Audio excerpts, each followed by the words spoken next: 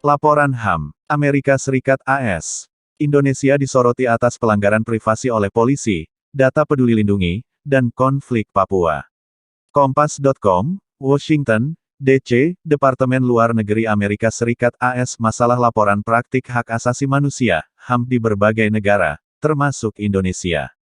Sejumlah hal yang disoroti dalam laporan tersebut dilansir dari 2021 Country Reports on Human Rights Practices tanggal 15 April tahun 2022.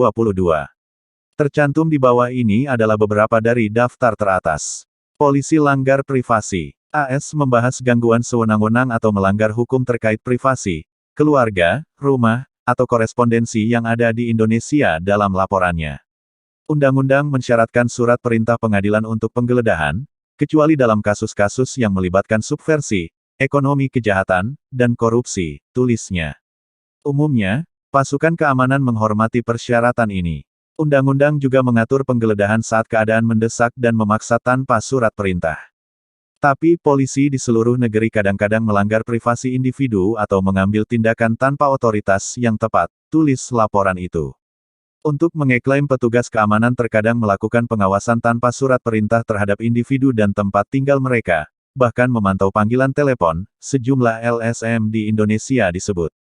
Pengumpulan informasi dalam Peduli Lindungi. Selain itu, laporan itu juga menyoroti aplikasi Peduli Lindungi yang dipakai pemerintah untuk melacak kasus COVID-19.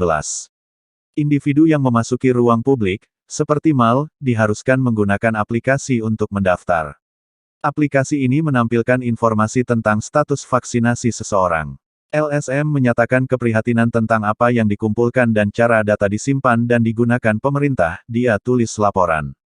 Berikut, konflik bersenjata di Papua. Konflik senjata antara pemerintah dan kelompok separatis meletus di Provinsi Papua dan Papua Barat.